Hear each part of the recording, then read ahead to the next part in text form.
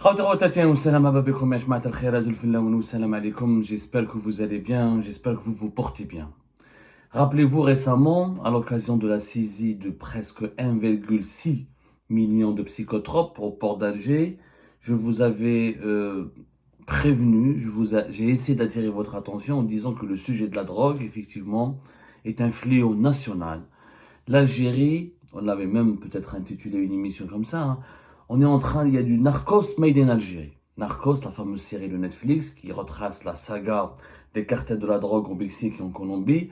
Je pense qu'aujourd'hui, elle pourrait facilement créer une Narcos algérienne. Le fléau de la drogue bat des records. Bat des records, y compris dans les milieux liés à la justice algérienne et liés au plus haut sommet de l'État algérien. Récemment, nous avons parlé d'un scandale qui concerne des juges à Blida, où des juges en affaires de drogue a éclaté au sein qui implique une juge près de une influente juge. C'était le 21 avril dernier, on en a parlé.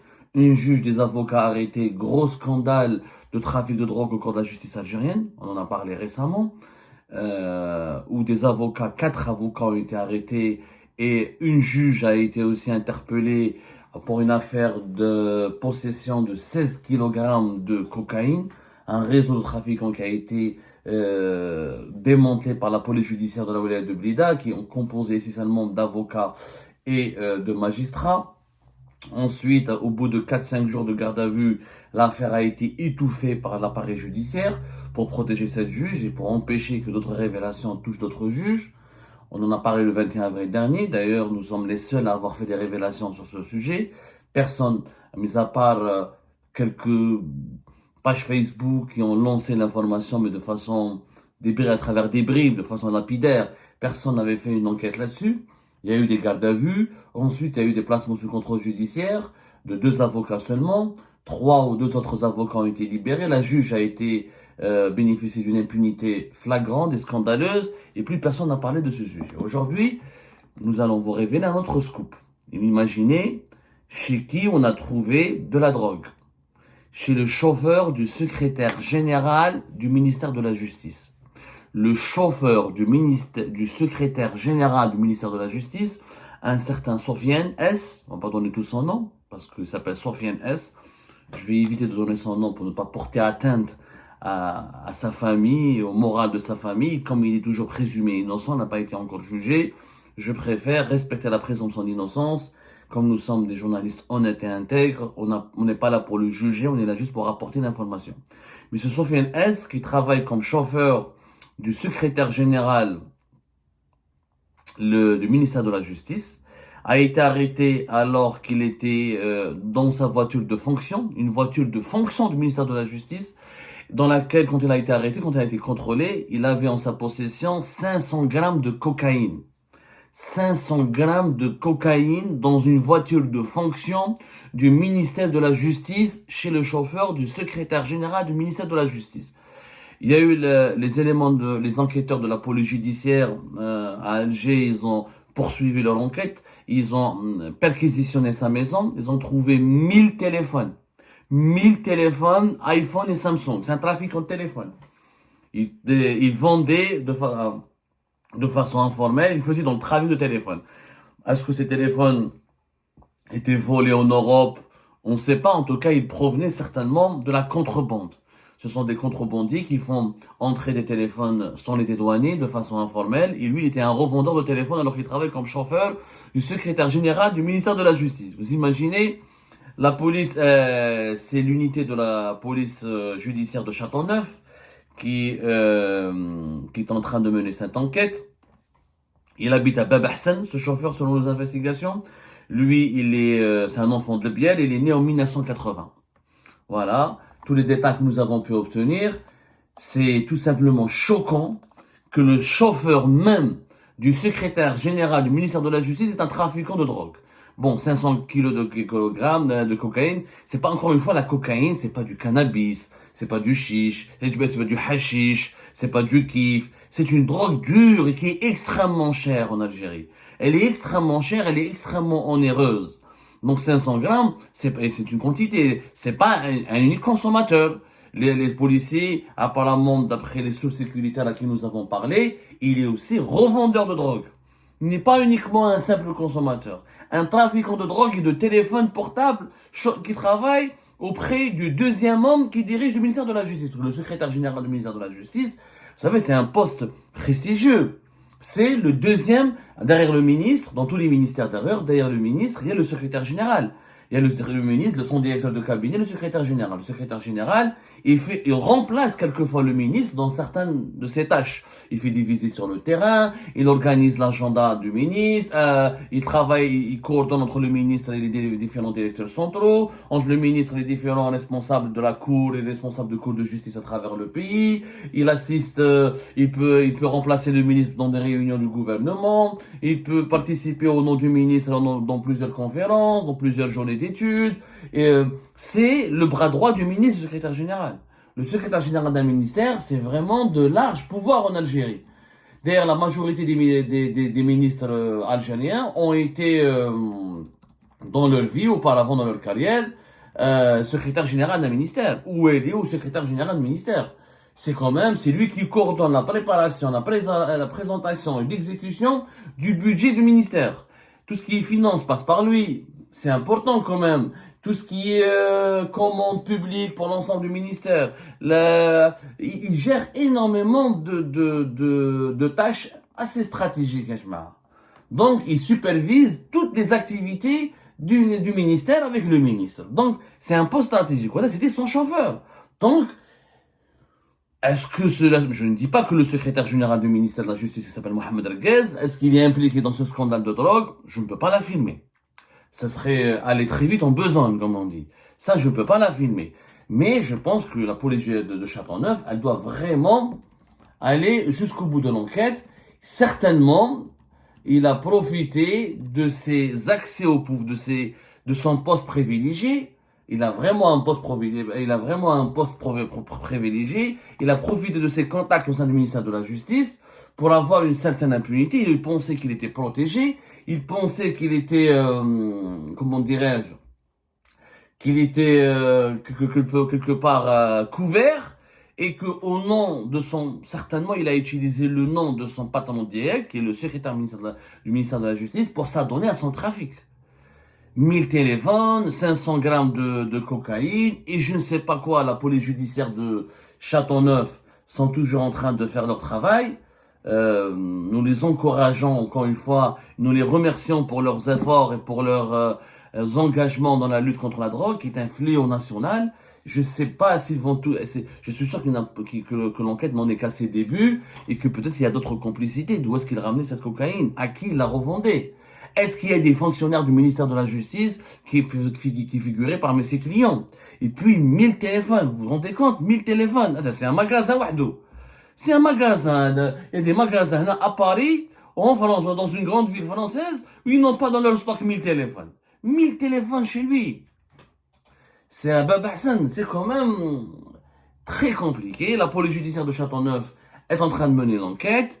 Je suis sûr qu'il y a un réseau derrière, que ce chauffeur du secrétaire général du ministère de la Justice n'est pas un cas isolé, n'est pas un élément isolé. Il peut pas tout seul faire du trafic de téléphone, qui lui ramenait la drogue, qui utilisait une voiture de fonction.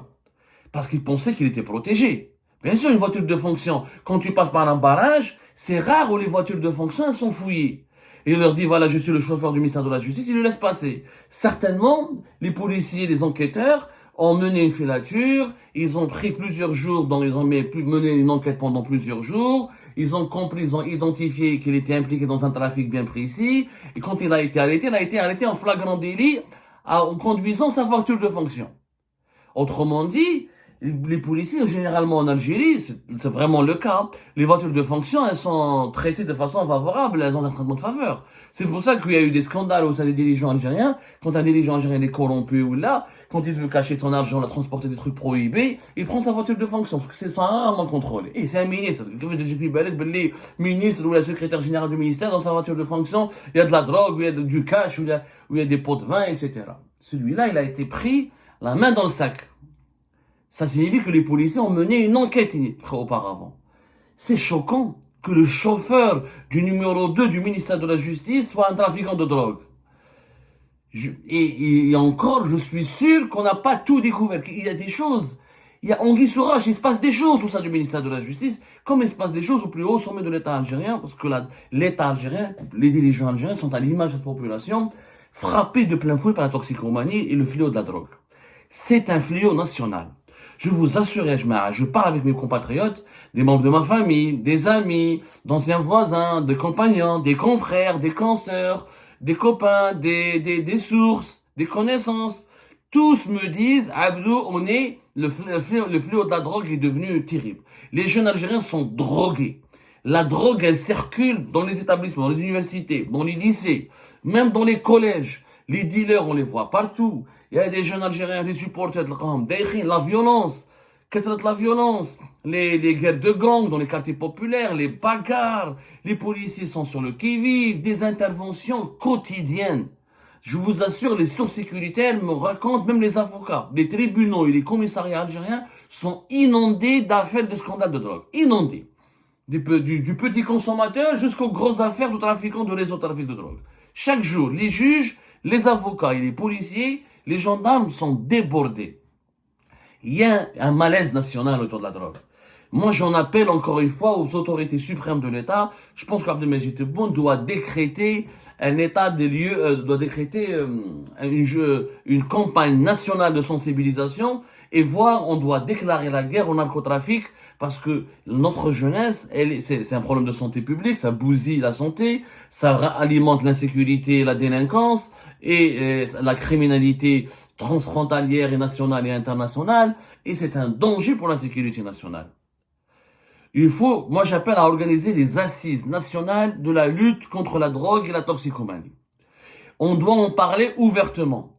Et pas en faisant de la menace de les projets de loi, les condamnations. Ça ne sert à rien. Les gens n'ont plus peur de la prison. Parce qu'ils sont inconscients. Un toxicomane, un drogué, il est inconscient. Même dans les prisons algériennes, la drogue circule. J'ai fait le Harash en 2018. Ils trouvent la drogue dans des sandwichs. Où tout le monde est complice. Donc quel phénomène s'est amplifié. Pourquoi? Parce qu'il y a plus de misère sociale, plus de pauvreté, moins de liberté publique et individuelle, plus de harga, plus d'angoisse collective. Et tout ça, ce sont des conditions de déprime nationale qui favorisent le trafic de drogue. Pour échapper à le drogué, le toxicomane, il cherche une échappatoire à son quotidien sinistre, à sa détresse quotidienne. C'est la drogue. La drogue, tout type de drogue. Les drogues douces, avant la cocaïne en Algérie, on en parlait rarement. Et la cocaïne était réservée aux ultra riches, comment elle était chère. Le cannabis, le kiff, le hashish, les drogues synthétiques, de les psychotropes, oui, mais la cocaïne, l'héroïne, on n'entendait parler que dans les films. Aujourd'hui, c'est devenu complètement, ça se banalise. L'Algérie, auparavant, elle était un marché de transit vers les pays européens pour la cocaïne. Aujourd'hui, elle est devenue elle-même un marché de consommation. Donc, il faut tirer la sonnette d'alarme. Et ça touche les hautes sphères du pouvoir. Ça ne touche pas parce que les franges, les classes populaires n'ont pas de moyens de pouvoir acheter la cocaïne, il faut arrêter de déconner. La cocaïne, c'est extrêmement cher. Des juges, des avocats, des chauffeurs de secrétaire général, des secrétaires généraux du ministère, et j'en passe. Là, on révèle uniquement ce qu'on sait, ce qu'on connaît. Et à l'autre face, la facette cachée de l'iceberg, il y a des réseaux de trafic. Je suis sûr que c'est un chauffeur d'un haut dirigeant, c'est quelqu'un qui a des relations privilégiées avec les dirigeants. Généralement, les chauffeurs rentrent chez les familles, ils ont une proximité familiale, ils ont même une relation affective. Les dirigeants algériens font très attention au choix de leurs chauffeurs, les sélections de leurs chauffeurs.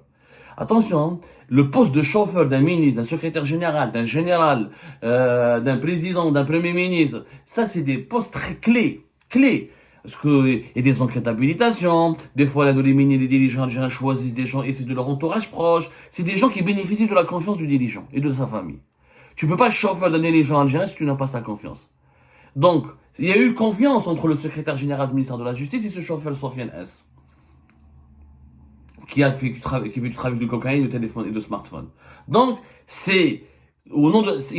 s'est basé sur cette confiance pour avoir quelques privilèges, pour avoir une certaine impunité qui lui a permis, pendant combien d'années, je ne sais pas quoi, de faire de s'adonner à un tel trafic de consommation et de revente et de commercialisation, de distribution de drogue.